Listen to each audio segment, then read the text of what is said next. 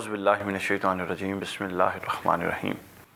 اللہم صلی علی سیدنا و مولانا محمد وعلی آلہ وصحبہ وبارک وسلم۔ السلام علیکم خواتین و حضرات، اے بی انٹرٹینمنٹ کے تربیتی اصلاحی پروگرام تعلیم القرآن کے ساتھ میں ہوں علی وقار قادری، اور میرے ساتھ میری ٹیم، ہمارے بچے موجود ہیں۔ آپ کے علم میں ہے کہ پروگرام کے پہلے حصے میں ہم قرآن مجید کی کچھ آیات کا مطالعہ کرتے ہیں، ان کا مختصر مفہوم، ان کے بچوں کی سطح کے فقہی احکام اور اس کے اندر جو اصلاحی اور اعتقادی چیزیں ہیں وہ بچوں کے سامنے پیش کی جاتی ہیں، اور اس کے بعد پروگرام کے دوسرے حصے میں ہم کسی اصلاحی اور اخلاقی قدروں میں سے کسی ایک موضوع پر بات کرتے ہیں۔ تو پہلے حصے میں ہماری جو بات چل رہی تھی قرآن مجید کا مطالعہ سورۃ عبسہ، جو قرآن مجید کی 80 نمبر سورت ہے، اس کا مطالعہ ہم کر رہے تھے، 30ویں پارے میں ہے، اور ہم اس کے 12 آیات کا مطالعہ کر چکے۔ 13ویں آیت سے ہم اس کا مطالعہ شروع کریں گے۔ اس کا پس منظر وہی ہے جو 30ویں پارے کی تمام صورتوں کا، ابتدائی تمام صورتوں کا ہے،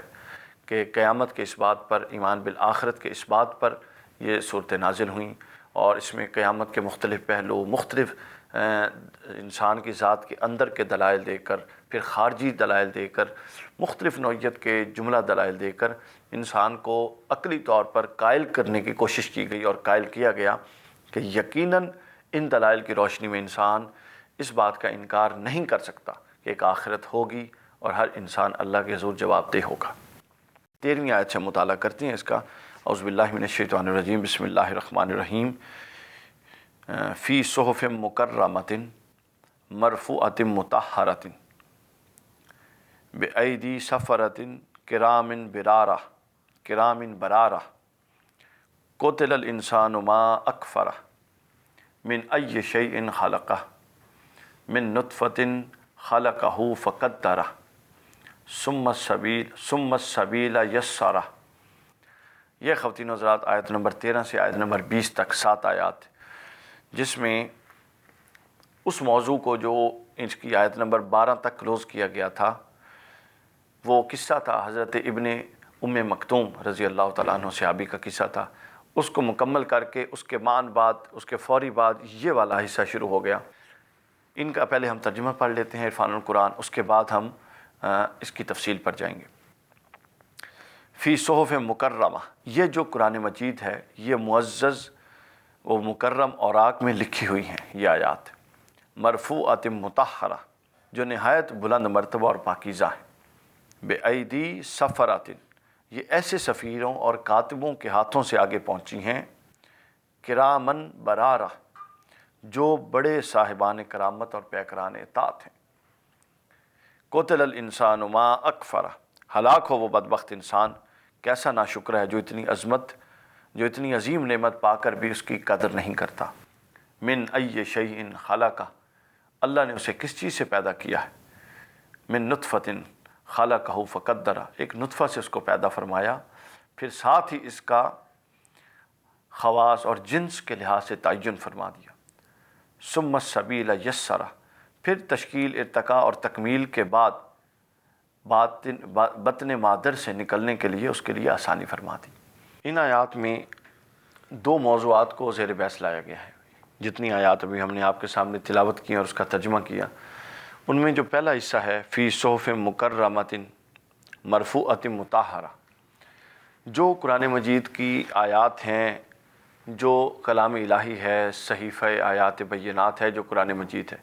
یہ اس کی عظمت، اس کی تعظیم، اس کی خصوصیات بیان کی گئی ہیں کہ یہ جو اللہ تعالیٰ کا کلام ہے، یا یہ جو الہامی کتب ہیں، یہ کتنی عظیم ہیں، یہ کہاں لکھی جاتی ہیں، ان کو لکھنے والے کون ہیں، ان کی عظمت اور ان کی بزرگی کا ایک تصور دل اور دماغ میں بٹھانے کے لیے ان آیات کو یہاں پر لایا گیا۔ یعنی فی صحف مکرمہ بتایا یہ گیا کہ یہ جو آیات ہیں، آیات بینات ہیں، یہ ہر قسم کی آمیزش سے پاک ہیں، اس میں خالص حق کی تعلیم ہے، اس میں خالص اصل تعلیم ہے، کسی نوعیت کے باطل کا، فاسد افکار کا، فاسد نظریات کا، غلط چیزوں کا اس کے اندر کوئی گزر نہیں۔ جس طرح سورہ بقرہ کے آغاز میں بھی کہا گیا کہ ذالک الکتاب لا ریب فیہ، یہ وہ کتاب ہے جس کے اندر شک کا گزر نہیں ہے، شک کا کوئی گزر نہیں۔ اسی طرح ان کوالٹیز کو، ان الوہی کتب کے، ان صحائف کی ان کوالٹیز کو بیان کرنے کی ایک وجہ ان کو عام کتابوں سے ممتاز کرنا بھی ہے، کہ جو خصوصیات عام کتب میں نہیں ہوتی وہ ان کے اندر ہے۔ مثلا عام کتاب چاہے وہ جس مصنف کی بھی لکھی ہوئی ہو، وہ پوری مبنی پر حق 100% مبنی پر حق نہیں کہہ سکتے، لیکن یہ جو کتب ہیں، جو قرآن مجید ہے، جو الہامی کتب ہیں، یہ 100% مبنی پر حق ہوتی ہیں۔ ان کے اندر کسی طرح کی کوئی فکری نظریاتی آلودگی نہیں ہوتی۔ یہ ہے پہلا حصہ۔ دوسرا حصہ جو ان کتب کی عظمت کا ایک دوسرا پہلو بیان کیا گیا، یہ سمجھنا ضروری ہے، اور وہ دوسرا پہلو یہ ہے کہ یہ جو کتب ہیں ان کے لکھنے والے اور اس لکھے ہوئے کو آگے پہنچانے والوں کی بھی خصوصیات بیان کی گئیں، ان کی بھی صفات بیان کی گئیں، اور ان کی عظمت اور بزرگی کی نسبت سے اس کتاب کی اور ان آیات بینات کی پھر عظمت و بزرگی بیان کی گئی۔ مثلا کہا گیا بِأَيْدِي سَفَرَةٍ، ایسے سفیروں اور کاتبوں کے ہاتھوں سے آگے پہنچی ہیں جو بڑے صاحبان کرامت ہیں اور پیکران طاعت ہیں۔ یہ وہ لوگ، اب یہاں پہ 2 لفظ بیان ہوئے ہیں، ان دونوں سے مراد ملائکہ ہیں، فرشتے ہیں، وہ فرشتے جو ان صحیفوں کو اللہ تعالیٰ کی براہ راست ہدایت کے مطابق لکھ رہے ہیں، ان کی حفاظت کر رہے ہیں، اور انہیں جوں کا توں حضور نبی اکرم صلی اللہ علیہ وسلم اور جو پہلے انبیاء تھے ان تک پہنچا رہے ہیں۔ یہاں پیارے بچوں اور خواتین و حضرات 2 الفاظ ذکر ہوئے ہیں ان کی عظمت کے لیے، ایک لفظ ہے کرام اور دوسرا ہے برارہ۔ یہ 2، ایک کا مطلب ہے عظمت اور ایک کا مطلب ہے نیکی اور صالحیت، یعنی یہ ان کتابوں کو لکھنے والے، اللہ کے حضور سے لکھنے والے اور ان کتابوں کو انبیاء تک پہنچانے والے وہ ذی عزت لوگ ہیں کہ جو امانت ان کے سپرد کی جاتی ہے وہ اس میں ذرہ برابر خیانت نہیں کرتے، اور جوں کہ تم وہ اس پیغام کو اللہ جیسے فرماتا ہے لکھتے ہیں، اور پھر اسی پیغام کو جوں کہ تم رسول پاک صلی اللہ علیہ وسلم تک پہنچا دیتے ہیں۔ یہ اس حصے کو بیان کرنے کے بعد پہلے یہ وجہ یہ ہے، اس عظمت کو، ان آیات کی عظمت کو، قرآن مجید کی عظمت کو صحف مطہرہ کہہ کر ان کی عظمت کو بیان کرنے کی وجہ یہ ہے کہ یہ کوئی عام کتاب نہیں ہے کہ ہم نے اس پر عمل کر لیا، ہم نے اس کی اطاعت کر لی تب بھی ٹھیک ہے، نہ کی تب بھی ٹھیک ہے، ایسا نہیں، بلکہ جو کتاب اتنی پاک ہے، جو کتاب مبنی پر حق ہے، جو کتاب سراسر حق ہے، جو کتاب سر سے آغاز سے لے کر اختتام تک حق ہے، جس کے اندر باطل کا کوئی گزر نہیں، جس کو لکھنے والے ایسے معزز ہیں، جس کو آگے پہنچانے والے ایسے معزز ہیں، وہ کتاب ڈیزرو کرتی ہے کہ اس کے مطابق عمل کیا جائے۔ جو کتاب سراسر حق ہے وہ کتاب ڈیزرو کرتی ہے، اور ہمیں پابند کیا گیا کہ اس کتاب پر 100% عمل کریں اور اپنی زندگیاں اس کتاب کے مطابق گزاریں۔ یہ پہلا حصہ بیان کر کے آگے اگلی آیت میں قتل الانسان ما اکفر، ہلاک ہو وہ بدبخت انسان، وہ کیسا ناشکرا ہے، وہ کیسا ناشکرا ہے کہ وہ اتنی عظمتیں، اتنی نعمتیں اللہ تعالیٰ کی طرف سے پا کر اس کے باوجود وہ اس کا ناشکرا ہے۔ خواتین و حضرات اور پیارے بچوں، اس آیت مبارکہ کے حوالے سے ایک تو عام نوع انسانیت جو اللہ کی نعمتوں کا، ان آیات کا، قرآن کا اور ان پیغامات حق پیغاموں کا انکار کرتے ہیں، ایک تو ان کے لیے یہ آیت ہے۔ دوسری روایات میں حضرت ابن عباس فرماتے ہیں کہ یہ آیت عتبہ بن ابی لہب جس کے متعلق قرآن کی سورت بھی نازل ہوئی، اس کا جو بیٹا تھا عتبہ، اس سے متعلق نازل ہوئی کہ یہ خاص طور پہ اس کو کہا گیا کہ یہ کتنا ناشکرا ہے، کیونکہ اس سے متعلق ایک روایت میں ہے کہ جب سورہ نجم نازل ہوئی تو وہ مرتد ہو گیا، پہلے اسلام قبول کیا پھر مرتد ہو گیا، اور اس نے کہا میں پورے قرآن پر ایمان لاتا ہوں سوائے سورہ لہب کے، سوائے سورہ نجم کے۔ اور اسی طرح دوسری روایت میں ہے کہ جب یہ مرتد ہوا تو حضور نبی اکرم صلی اللہ علیہ وسلم نے اس کے لیے یہ دعا فرمائی کہ تجھ پر اللہ ایک کتا مسلط کر دے گا۔ وہ شام جا رہا تھا سفر میں، اس کے ذہن میں وہ بات چل رہی تھی کہ رسول اللہ کا کہا ہوا ہر قول سچ ہوتا ہے، تو سفر میں جب خیمے لگے، دوست احباب آگے پیچھے ہوئے، تو وہ بشارت صحیح ثابت ہوئی کہ ایک بڑا کتا آیا اور اس کے چیتھڑے اڑا کے، اس کی بوٹی بوٹی کر کے، شیر کی طرح اس کو کھا کے اس کو واصل جہنم کر گیا۔ تو یہ 2 روایتیں ہیں کہ یہ اس کے بارے میں نازل ہوئی کہ وہ کیا تھا، وہ خواتین و حضرات اور پیارے بچوں وہ آیات کا انکار کرتا تھا، کن آیات کا جو عظیم ہیں، جو حق پر مبنی ہیں اور جن کو لکھنے اور جن کو پہنچانے والے عظیم ہیں۔ یہاں پر ہم پروگرام کے پہلے حصے کا ان آیات کی تلاوت اور ان کے مفہوم پر اختتام کرتے ہیں۔ ابھی بریک کا وقت ہے، بریک کے بعد انشاءاللہ دوسرے موضوع کے ساتھ آپ کی خدمت میں حاضر ہوں گے۔ تعلیم القرآن۔ ویلکم بیک خواتین و حضرات، پروگرام کے دوسرے حصے میں ہم آپ کو خوش آمدید کہتے ہیں۔ دوسرے حصے میں آپ کے علم میں ہے کہ ہم وہ اخلاقی قدریں اور وہ دین کی بنیادیں جو معاشرت سے متعلق ہیں اور جن سے پورے کے پورے دین کا وجود قائم ہے، وہ چونکہ اب ان کا فقدان ہے، وہ زمین بوس ہو چکی ہیں، تو ان کے احیاء کے لیے ہم بات کرتے ہیں۔ آج ہم بات کریں گے رحمت کے حوالے سے، رحم کرنے کے حوالے سے، کہ اللہ تعالیٰ اپنی مخلوق پر کیسے رحم کرتا ہے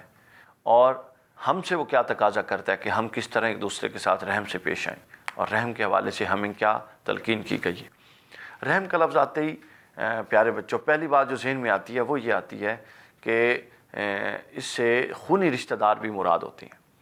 تو خونی رشتہ دار کے ساتھ بھی نرمی اور حسن سلوک کا حکم ہے، اور اولین حکم ہے، اور نہ صرف خونی رشتہ داروں کے ساتھ بلکہ تمام انسانوں کے ساتھ، تمام دوستوں کے ساتھ، اہل محلہ کے ساتھ، رشتہ داروں کے ساتھ، گلی میں رہنے والوں کے ساتھ، تمام کے ساتھ نرمی سے، رحم سے پیش آنے کا ہمیں حکم دیا گیا۔ حضور نبی اکرم صلی اللہ علیہ وسلم نے فرمایا کہ اللہ تعالیٰ اس پر رحم نہیں فرماتا جو لوگوں پر رحم نہیں فرماتا۔ یعنی اگر ہم اللہ تعالیٰ کی رحمت کا مستحق ہونا چاہتے ہیں تو اس کے لیے شرط یہ ہے کہ ہم لوگوں کے ساتھ رحمت سے پیش آئیں، لوگوں کے ساتھ نرمی سے پیش آئیں، لوگوں کے ساتھ شفقت سے پیش آئیں۔ اور دوسری روایت میں حضور نبی اکرم صلی اللہ علیہ وسلم نے فرمایا لیس منا من لم یرحم صغیرنا ومن لم یوقر کبیرنا، کہ وہ شخص ہم میں سے نہیں جو ہمارے چھوٹوں پر رحم نہیں کرتا، اور وہ شخص بھی ہم میں سے نہیں جو ہمارے بڑوں کی عزت نہیں کرتا۔ اب جب آپ رحم کرنے کے لیے اپنے گھر میں، معاشرے میں، خاندان میں غور کرتے ہیں تو دو طبقے پیش آتے ہیں۔ ایک طبقہ تو وہ ہے جو ہم سے چھوٹا ہے،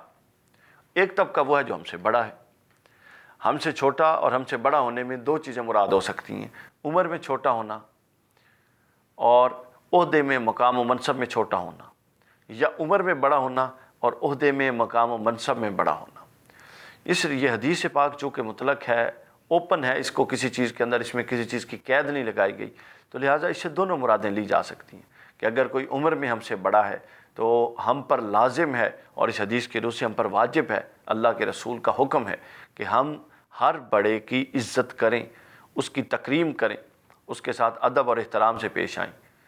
یہ ضروری نہیں کہ وہ بڑا جو ہے وہ ہمارے رشتہ داروں میں سے کوئی بڑا ہو، ہمارے خاندان میں کوئی بزرگ ہوں، ضروری نہیں، ان کے ساتھ تو پیش آنا ہی ہے، لیکن جو بھی بزرگ ہیں وہ کسی ہمارے ہمسائے میں رہتے ہیں، ہمارے رشتہ دار نہیں ہیں، سڑک پہ کہیں پہ ہمارا سامنا ہو گیا، دفتر میں سامنا ہو گیا، اسکول میں سامنا ہو گیا، کہیں پر بھی سامنا ہو گیا، جو عمر میں ہم سے بڑا ہے،